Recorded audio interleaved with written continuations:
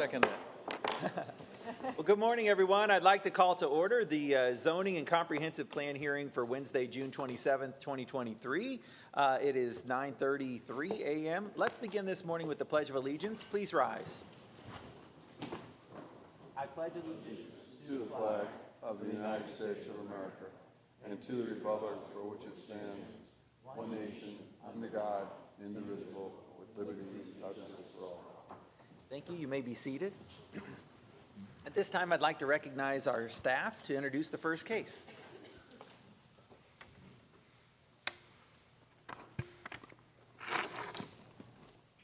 Good morning, Commissioners. Adam Mendez, Senior Planner at the Zoning Section. We have 5 zoning cases and 2 CPAs before you. The first case before you is DCI 2022-00015 in reference to SS Building. The request is to rezone 2.5 acres from community commercial to commercial plan development to permit the conversion of a 30,000 square foot existing office building into a public warehouse for self-storage uses and continued office uses on the second story. The hearing examiner's recommendation is approval, subject to conditions, and the subject property is located in the intensive development future land use category just adjacent to the Colonial and Plantation Boulevard intersection. Staff and the applicant are available for any questions. Very good. Commissioners, do you have any questions for our staff? No. All right. Would the applicant wish to make a presentation this morning?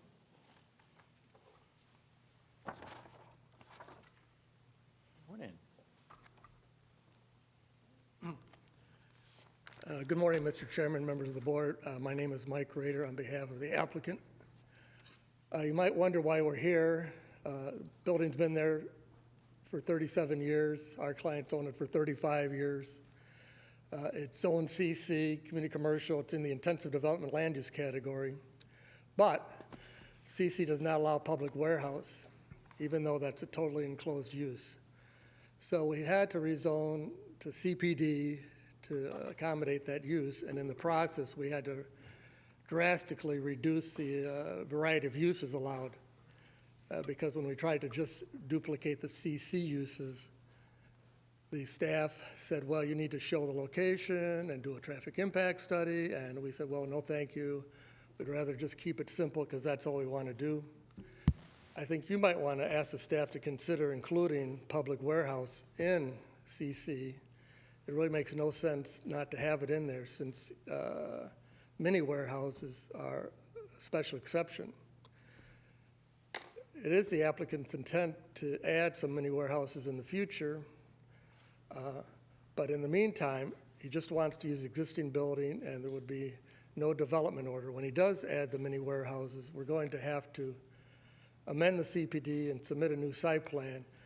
And that brings me to the 3 issues I wanted to just discuss with you briefly, and that is we have 3 deviations, but there's conditions attached to them, and we'd rather have you approve the deviations without the conditions. And the first one is a deviation from the requirement to have access to a road that meets the county standards. And in that case, that Deer Run Farms Road, actually, even though our address is on Colonial Boulevard, the first driveway to this building is 107 feet off of Deer Run Farms Road, and the second access point is another 350 feet. Now, Deer Run Farms Road has been there since 1967, even before Colonial Boulevard. It serves about 31 parcels encompassing 270 acres in total. Oh, wait, it's an applicant, that's right.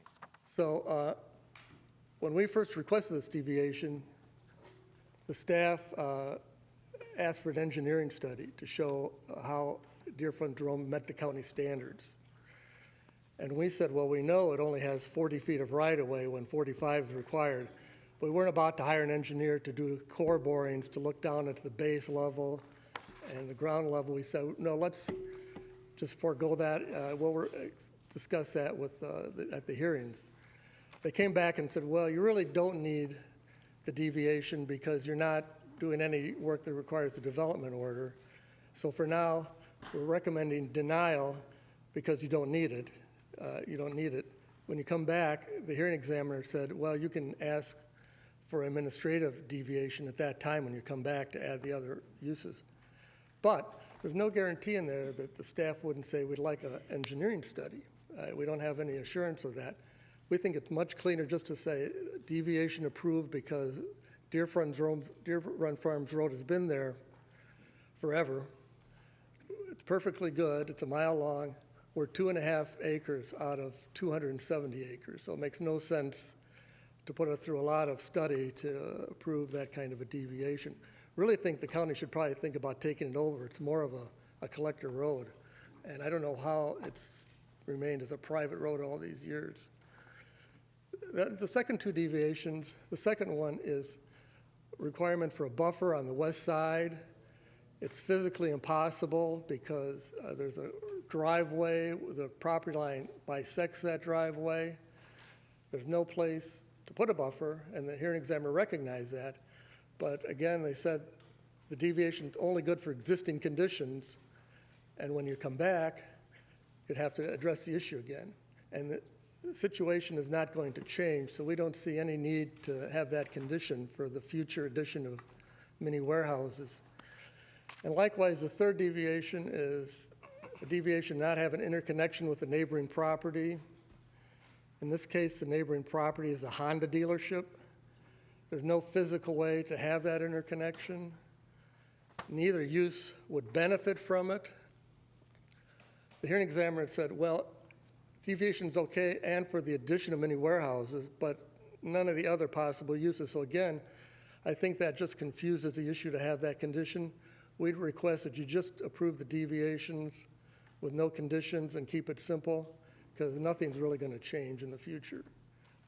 Like we said, this is a huge downzoning. I know if you ever were at the Social Security building in the past, it was very busy all the time. The parking lot was full, the waiting room was full, people came and went all day long. It generated a lot of traffic. This use is going to be a much reduced impact all the way around. So these three simple deviations, we'd request you approve them without condition, and that's our main request. Commissioners, what questions do you have for the applicant? Commissioner Pendergrass? Michael, thank you. Great seeing you again. By the way, tell the applicant or the owner, thank you for not going to the city. So thank you for still being that county parcel right there on Colonial. So you said about some deviation of conditions. You were saying about changing to adding public warehouse to the conditions or the uses? The permitted uses would allow mini warehouses and the hybrid warehouses. They're not shown now. That would have to come back and added in the future. Right. And that would be an amendment to the master concept plan and the CPD. And you were saying no conditions or any certain conditions, or just you were saying that you said before no conditions other than We'd like to see the deviations just approved without those conditions. We don't think they're necessary or serve any purpose. Okay. It's just kind of a housekeeping item, I think. Okay, what other questions, commissioners, for the applicant? Okay. All right, thank you very much. That concludes the applicant portion. There are no participants of record on this one. So at this time, we move to board discussion of the item. I have a question for staff. Staff, who would be the best answer if he's sort of no conditions, and there's usually a lot of conditions, so how would that affect the project if there's no conditions as part of the motion? And public warehouse was added to the motion too. The existing, I believe what Mr. Rader was saying is that he believes that the CC district as it currently exists should allow public warehouse. He's already has public warehouse in the recommendation before you as a permitted use. That was the basis of this approval. He is objecting to conditions that the hearing examiner adopted in reference to 3 deviations. In summary, the deviations that he's seeking are premature. They can be handled at a later time, at time of DO, if the use isn't consistent with what is currently proposed before you, if he's seeking an amendment to change what's before you. So the hearing examiner has conditioned that all 3 deviations are approved to allow exactly what is proposed on the master concept plan currently, but in the event it's changed, an additional evaluation would occur. So like a buffer, for example, on the west side, if you're referring to, or access to different roads, either Deer Run Farms or Colonial. Those are all approved conditions with this plan. It's limited to the existing conditions. I think probably why the applicants asked them the public warehouse is because a block away is another public, warehouse, public storage facility. So it's compatible with that area. That's a use in that area is next door, basically. So I think that's probably what they're thinking about. If it's next 2 blocks away, why can't we have that use here? So, okay, thank you. Thank you, Commissioner. Could I ask a question just for clarification? This CPD that's in front of us today does provide him that use of public warehouse that he's looking for. But if I'm understanding it correctly, there was a recommendation being made by the applicant that we look at the greater CC zoning category to add public warehouse as a use to that. How would that process look? Do we have to do like a land development code change? Is that something we could put in our annual cleanup or something like that? Yes, it would have to be through a land development code amendment. So not really a decision we would make today at this hearing, because he's taken care of for what he's asking for in his CPD Correct. today then? Okay. All right, thanks so much. Commissioner Sandelli. Just a question. In the proposal, when we talk about mini warehouse, we talking about single-story, multi-story? So a mini warehouse is typically a single-story building with exterior access. Right. The public warehouse is that interior I was access. just wondering how you define between the public mini warehouse and the public warehouse, because then you get into height concerns and so on and so forth. Okay. Any other questions, commissioners, before somebody's welcome to make a motion too. I move the item with adding no conditions that currently exist in the item.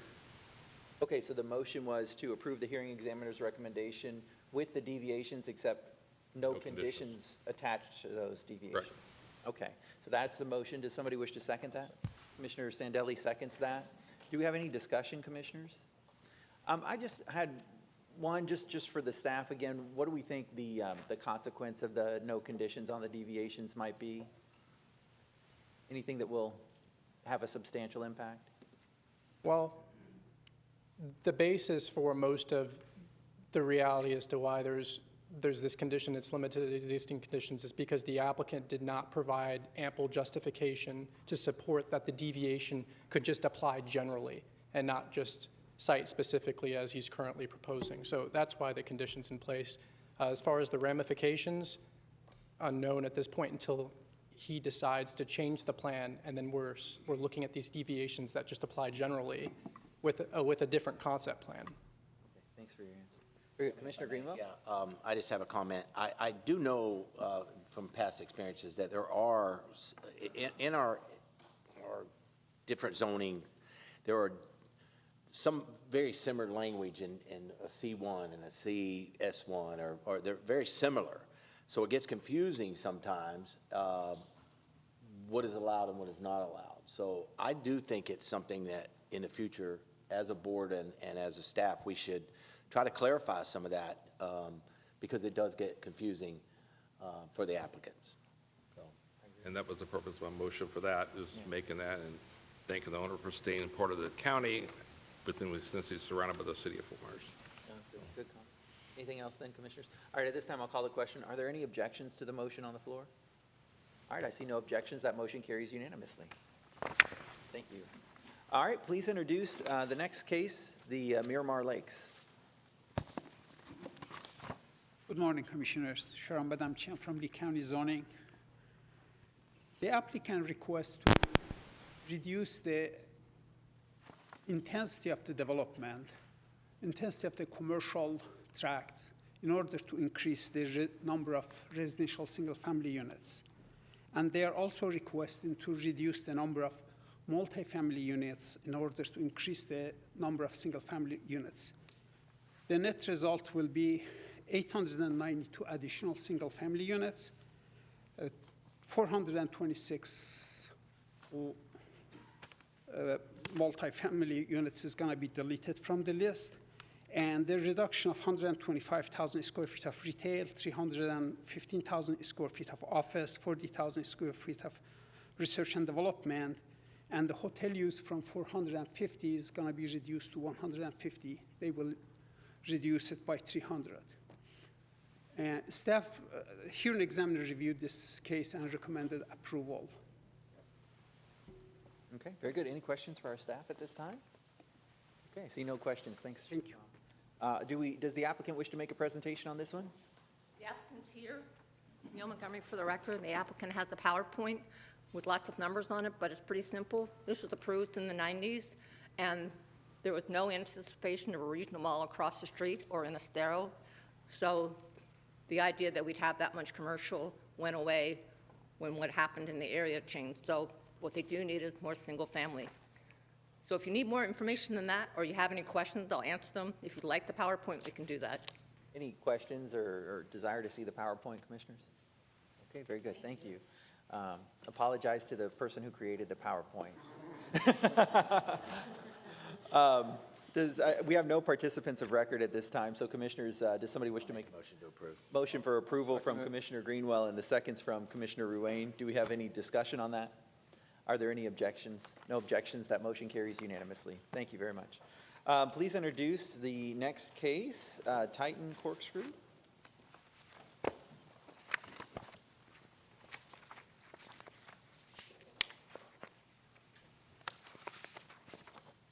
Good morning, Commissioners. Morning. Brian Roberts, Lee County Development Services. Next case, DCI 2022-29, Titan Corkscrew Mine IPD, is a request to amend the existing industrial plan development zoning to allow an increase in the mine depth to up to 80 feet or the top of the confining layer, whichever is reached first. There's no proposed impact to the mining footprint or the mine operation. Mine is located at 21751 Corkscrew Road. There were no participants of record. The hearing examiner recommended approvals with the conditions set forth. This is a master concept plan, no changes other than the notation to the mine depth, allowing the increase to 80 feet. The mining operation remains the same, the footprint remains the same. Future land use map, surrounded by DRGR lands and wetlands. And the IPD zoning is surrounded by AG2 zoning, the existing IPD zoning. This is an existing mine, and this amendment is under the 12-121J allowance for increase in depth. Staff is available for any questions. Yeah, any questions for our staff, commissioners? Commissioner Pendergrass. Thank you. Currently, under the current depth, how long are you able to do mining there now? When's your close date under the current? The current development order for mining is approved until 2027, but there are extensions pending. And the new depth of 80 feet, how much would that extend by the current? It would approximately double the time period for it. It will double the excavation material that they're able to excavate and approximately double the mine. You're at 40 feet now, so 80 feet. Would double the, essentially depending on market conditions and the ability to sell. How long have you been open now? So you would have 5 years left, but how long has it been currently been mined? I think maybe the applicant might be able to better address that.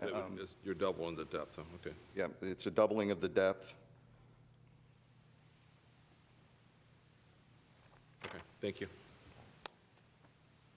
All right, well, at this time, we'll give the applicant a chance to make their presentation, and we'll answer any questions, too, that the applicant has. So thanks very much. Would the applicant like to make a presentation? Good morning, Commissioners. Richard Aiken on behalf of the applicant, which is Titan. If I could just attempt to address your question briefly, and then we can go into a presentation if you'd like to hear further. So the current approval is for 50 feet, all right? So the request that's in front of you is to increase that depth from 50 to 80 or the confining layer, whichever comes first. The borings that have been conducted and that are required as part of the application under 12-121J for a depth increase demonstrate the presence of lime rock there. The original approval was in 2001, and it allowed approval of, or the duration was through 2031. There have been extensions to that through some emergency orders through the governor's office, and the current time frame is through 2044. March of 2044 is the duration. All right, so this approval would allow Titan to essentially extract approximately, give or take, about twice the amount of material out of the exact same pit without increasing the mine footprint. As you all know, it's a valuable resource here in Lee County, the lime rock material that would come out. So we've gone through the hydrology and all the necessary environmental analysis, which was looked at by the hearing examiner and by staff, demonstrated no negative impact. And so the approval that we're requesting is simply for additional depth to get additional rock out of the same pit within the same approved time frame that we already have through the emergency extensions. For the new, okay, question, for the new depth, would that create any more new blasting when you, at that depth? I'm not sure from, it wouldn't, the mine operations are not changing, okay? So whatever's already approved and blasting is regulated by the state. There was a condition in the prior approval that had to do with blasting, but now that that's regulated by the state, that condition has to be removed. There will be a need to extract additional rock, but the actual operations that are already approved under the mine development order, we're not asking for any changes to those as part of this application. So whatever's going on will continue, just have to get additional rock to additional depth. Thank you. I do have a presentation, if you'd like to see it, that got a little bit more, but I'm also happy to just answer any questions. Very good. Commissioners, any other questions? You know, the only thing I wanted to ask about is, on behalf of the public, I'm sure they want to know, what safeguards are in place to make sure that you know you've reached that confining layer, you haven't gone too deep to cause any damage? Can you just kind of briefly give a high-level explanation of that? Sure, I can, and it might be best to get Mr. Kirk Martin up here. He's our hydrologist, and he did that. He can answer those questions a lot better than I can. So if I could ask Kirk. Yeah, and again, just a brief high-level overview of those safeguards so people understand them. Yeah, for the record, I'm Kirk Martin with Water Science. So there were 35 borings done on the project site, and we have depth to confinement anywhere from about 80 feet to about 140 feet. So we're only asking to go to 80 feet. So we've got good evidence that everything else is deeper than that. However, more specific to your question, the actual digging process, when you go from rock to the clay marl that's below that, it's evident right away in the digging process. Also, that material tends to clog up their crushing operations, so the last thing the miner wants to see is actual removal of that clay material. So if it's ever hit, which in this case I don't think it'll ever be hit because we're only asking to go to 80 feet, and everything on that site is 80 feet or below, I don't ever see it happening, but if it was to happen, they're going to know it immediately upon the hitting it with the backhoe or the excavator, and they'll stop at that point. Okay. Any other questions, Commissioner? I have a question, just a comment. I think it's a resource that we need for our roads. The lime rock is such an important asset to the county for building our roads. So not having a new footprint, but being able to access that material probably means a lot to this county. Excellent. Yeah. All right, well, at this time, we have no further participants, no participants of record, and if that concludes the applicant's presentation, then we can go to the board for discussion and deliberation. Does anybody wish to make a motion? Make a motion to approve. Okay. I'll second that. Motion for approval from Commissioner Greenwell, second from Commissioner Ruane. Any further discussion on that item? All right, are there any objections? No objections, that motion carries unanimously. All right. Thank you, and I'd like to recognize our county administration for the Oak Park Village case. Hi there, Dirk Danley, Lee County Zoning. Next case before you today is DCI 2119 Oak Park Village MHPD. The request is to rezone approximately 51 acres from Mobile Home Conservation District and Mobile Home Plan Development into a unified Mobile Home Plan Development to codify existing conditions and to make some small changes. Specifically, the largest of note is increasing the storage area in this area of the Mobile Home Plan Development. There are not going to be an increase in number of dwelling units to the site. The hearing examiner did recommend approval with conditions. There were no participants of record. Staff and the applicant are here with any questions you have. Commissioners, any questions for our staff? Okay, seeing no questions for the staff, let's call the applicant. Would they like to make a presentation?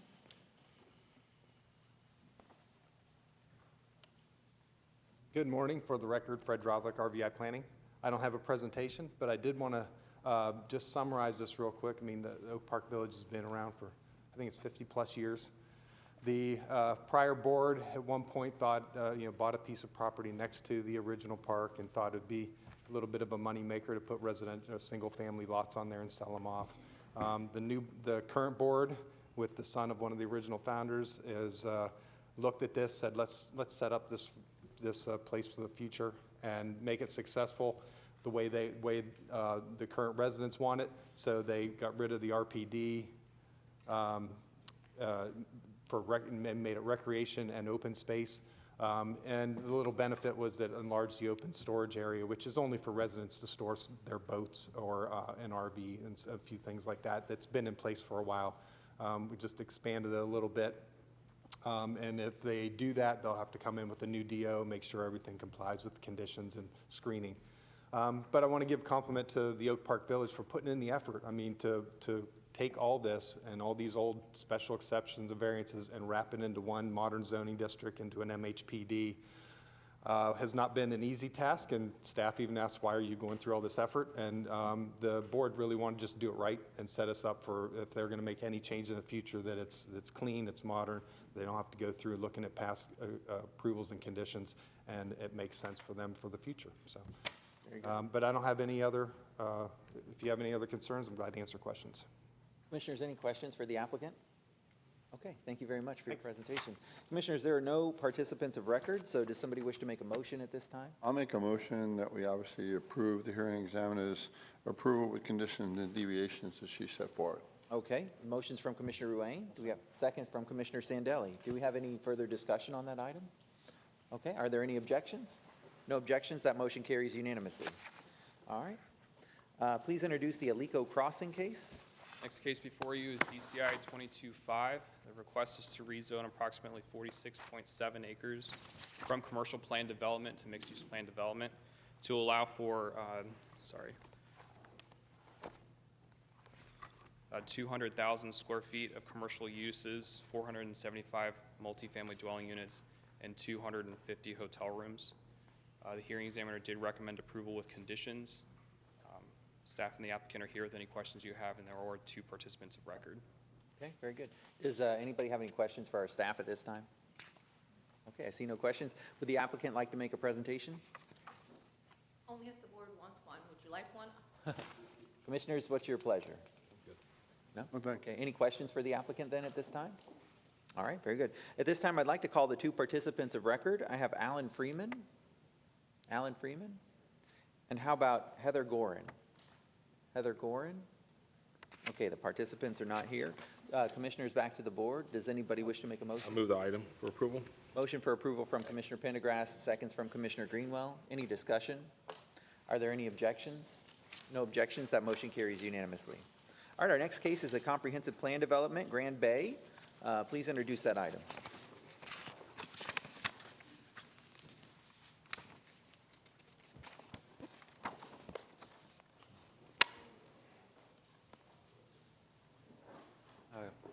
Good morning, Commissioners. Brandon Dunn here with the Lee County Planning Section.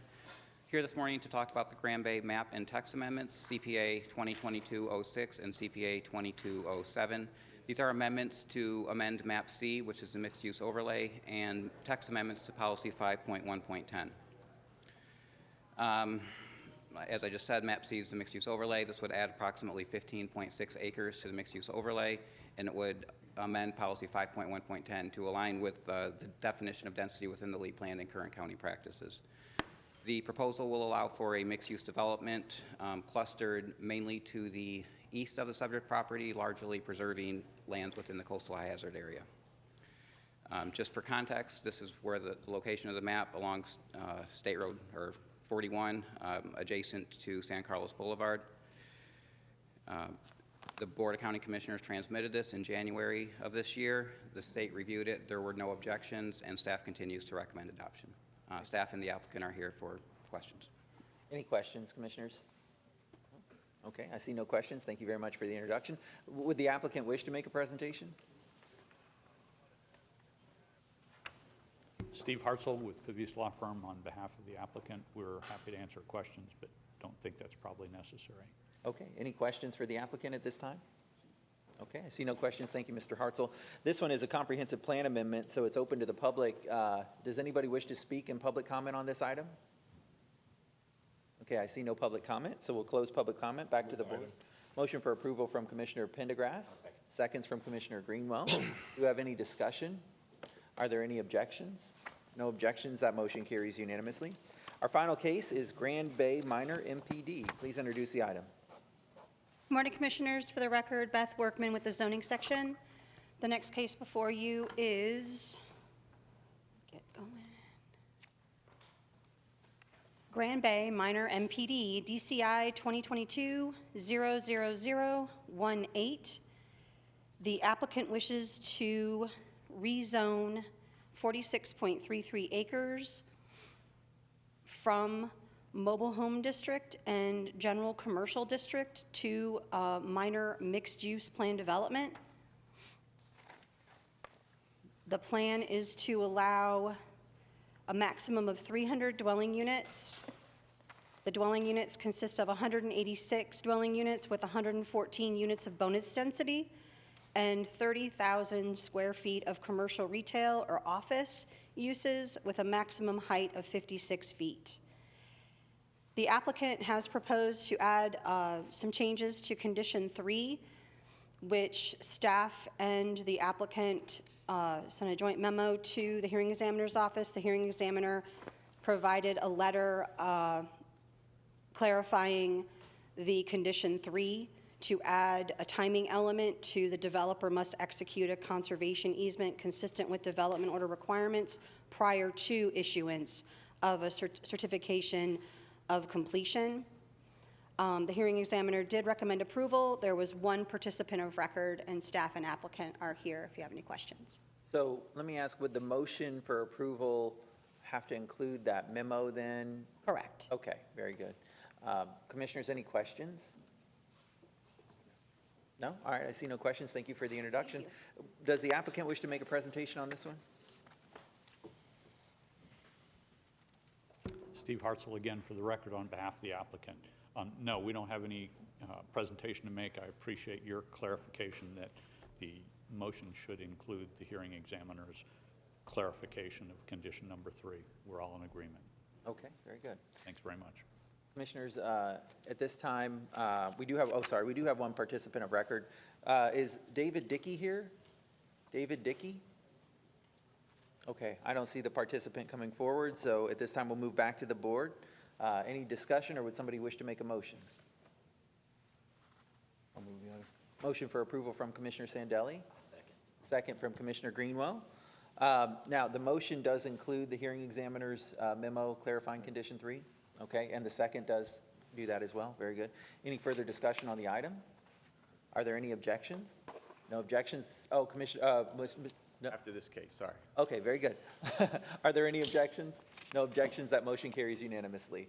And Mr. County Attorney. Yes, sir. We need to go back to the first public hearing with regards to the matter Mr. Rader brought up, just for some clarification before we leave today. Okay. There were 3 deviations requested. One of them was a recommendation of denial by the hearing examiner. 2 were recommendations of approval with conditions. And we want to clarify whether the motion included granting approval of the first deviation without conditions, or denial and then approve the other 2 deviations without the conditions. Okay, let's go back to the motion maker, Commissioner Pendergrass. Can you tell me, Michael, the one with the deviation, without having to look it up here, that was the... It's the SS building, the first case, DCI 2022-0015. And the first deviation was the street design and construction standards. It sought relief from LEC Section 10-296, which requires all development abut and have access to a street design, constructed, or improved to meet certain standards, to allow site access from the existing roadways that were designed, constructed prior to adoption of 10-296. The hearing examiner recommends denial of deviation 1. So denying access to the road? It was to allow them to use the existing road rather than bring it up to grant the deviation, to require them to bring it up to standard. Okay. Did you want to add something? I'm sorry. Yeah, just to add on to that, the hearing examiner recommended denial because the applicant may seek relief during the development order process. Again, the applicant didn't provide any sort of details as to what they were deviating from. They didn't tell us what the road width was, what the road base was. So we had a hard time crafting a deviation because there was no basis for what the deviation was.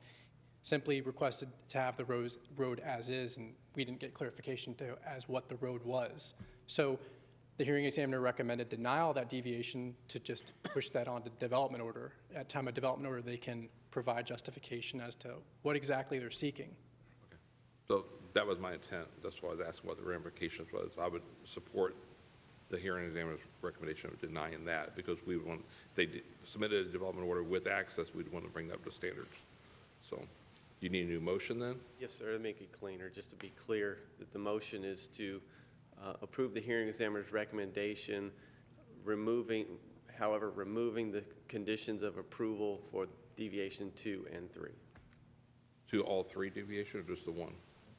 The hearing examiner's recommendation is denial of deviation 1. The difference from the board's decision earlier was there were 2 conditions of approval put on deviations 2 and 3. And the motion earlier was to remove those conditions from deviations 2 and 3. So if I'm hearing correctly, the motion would be to approve the hearing examiner's recommendation, denial of deviation 1, approval of deviations 2 and 3 without conditions. Okay, that would be my motion then. Okay. Do we have to do a motion the second motion- and public comment then? Yeah, the motion is on the floor, that is on the floor then is as stated by Mr. Jacob then. Right. And that's the motion by Commissioner Pendergrass. Do we remember who the seconder was in that? Sandelli. Sandelli, would you prefer to make that second then? I'll do the second. Okay, so we have that motion as outlined by Mr. Jacob. We have the second from Commissioner Sandelli. At this time, we'll ask the applicant if they'd like to speak. Thank you, Mr. Chairman. Just to clarify, the hearing examiner is recommending denial because the staff says you don't need it, you're not going to be getting a development order, you're not adding anything, so it really shouldn't come up. But in the future, you're going to need it if you add anything. We could give you an administrative deviation, but as you just heard the staff say, we could ask you to document the status of the road. We could require you to do borings and show what's underneath that so we know what we're deviating from. We've told them we don't have the right-of-way. We have 40 feet of right-of-way, we should have 45. But we don't think we should have to do core borings and do a lot of fancy engineering work to justify a deviation for a road that's been there for 60 years. It's perfectly good. It's serving McGregor Baptist Church, 106 acres. You know, there's no point in making us justify that. You know, if the county wants to do something with the road, fine, but we shouldn't be the ones that have to document this and say, oh, we've got 3 inches of subgrade and we're supposed to have 4. You know, why do we have to do that kind of an engineering study for 2.5 acre downzoning? So that's why we said, please just approve it now and say in the future, if you're going to add mini warehouses, should not be an issue. All right, so commissioners, that's the comment then from the applicant. Does anybody have any questions or anything like that for the applicant at this time? Does staff have another addition to that? Yeah, very good. Thank you, Michael. Thank you. Just for clarification, I do have Brian Roberts here with Development Services who reviewed this deviation. He may be able to provide staff's position and the hearing examiner's position a little more eloquently. Okay, excellent. Good morning again. Brian Roberts with Development Services. This is a Chapter 10 deviation. In Chapter 10, the criteria for the deviations require them to be based on sound engineering judgment and not impact the health, safety, and welfare of the public. We weren't given any information with regard to the existing condition and the road doesn't come to mind, Deer Farms Road. There is a process and an acceptable process of looking at the existing conditions and visually identifying the road condition, whether there's any evidence of accidents, evidence of decaying roadway, evidence of cars going off the road because of inadequate paving. And this process is laid out in FDOT criteria, Green Book criteria, especially for low volume roads. It's a fairly simple process. It takes an observation and it takes documentation instead of simply saying, well, it's in good enough condition and it's been there for 60 years. So if staff didn't have those tools available to look at or an engineering report, it doesn't require you to bore the road. There's no specific requirement for that. There's no specific requirement to change the existing sub-base if the existing subbase looks adequate, that there's no erosion, there's no undermining, there's no lack of pavement. And those are the type of things that we're looking for to approve the deviation, and they weren't received as part of the application. Okay, very good. Commissioners, I want to try to get us back to protocol. It's hard because this is kind of a special thing, but does anybody have any more questions for any of the experts here? Or are we ready to make a decision on the motion that's on the floor? Michael, if in the future, if you guys decide to come back with another deviation or something, and for administrative code, just get with me, we'll work through the process. But our staff will help you walk through that process. I'm not quite sure I understood your question. In the future, no matter what happens today, if you guys have issues, you need to get the administrative, we'll be happy to help you, get you the right people on staff to help you get through that process. Well, But there's no more public comment. I just want to say that to you now, so thank you. I'm not sure I'm hearing what they're going to expect. You know, if we just say, you know, there's no potholes and there's no accidents, that's fine. But if we have to do borings and do a lot of fancy engineering work, it doesn't seem necessary for a public warehouse use. I hear you, Mr. Rader. Okay, thank you very much. All right, so at this time, Commissioners, any further discussion on the motion that's on the floor? Okay, seeing no further discussion, then I'll go ahead and call the question. Are there any objections? Okay, I see no objections. That motion carries unanimously. Mr. County Attorney, does that provide the clarity that you're looking for? Yes, thank you very much. All right, very good. Is there any further business before us at this time? All right, I see no further business, so we're adjourned.